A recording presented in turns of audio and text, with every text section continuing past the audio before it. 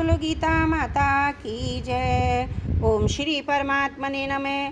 श्रीमद् भगवद गीता द्वितीय अध्याय 33वां श्लोक। अथ चेत्त्वमिमं धर्मं संग्रामं न करिष्यसि तत स्वधर्मं कीर्तिं च हित्वा पापमवाप्स्यसि। अकीर्तिं चापि भूतानि कथयिष्यन्ति ते व्यव्यां संभावितस्य चाकीर्तिर्मरणादतिरिच्यते। किंतु यदि तू इस धर्म में युक्त युद्ध को नहीं करेगा तो स्वधर्म और कीर्ति को खोकर पाप को प्राप्त होगा।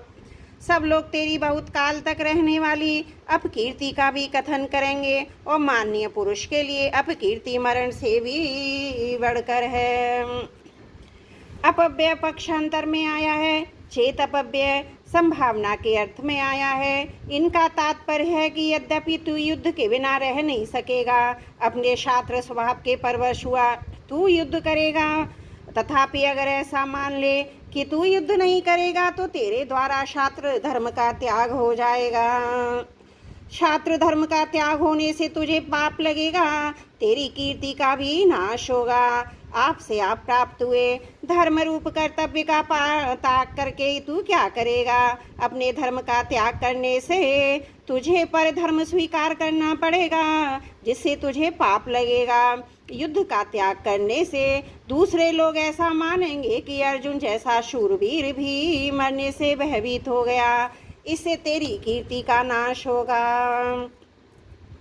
मनुष्य, देवता, यक्ष, राक्षस आदि जिन प्राणियों का तेरे साथ कोई संबंध नहीं, अर्थात जिनकी तेरे साथ ना मित्रता है ना शत्रुता है, ऐसे साधारण प्राणी भी तेरी अपकीर्ति अपयश का कथन करेंगे कि देखो अर्जुन कैसा भीरू था जो कि अपने शास्त्र धर्म से विमुख हो गया। वह कितना शूरवीर था, पर युद्ध के मौके पर उसकी कायरता प्रकट हो गई जिसका कि दूसरों को पता ही नहीं था। आदि आदि ते कहने का भाव है कि स्वर्ग, मृत्यु और पाताल लोक में भी जिसकी धाक जमी हुई है ऐसे तेरी अपकीर्ति होगी।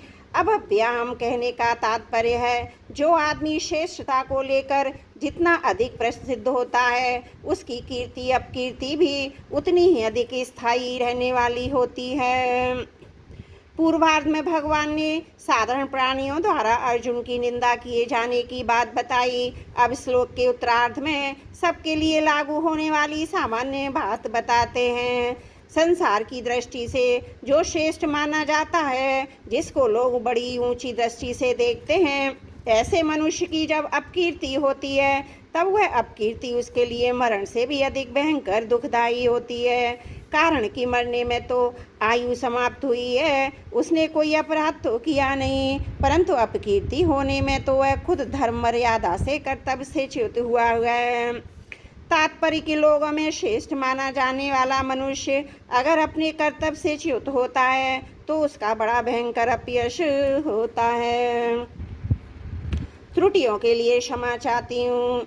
33वां 34वां श्लोक समाप्त।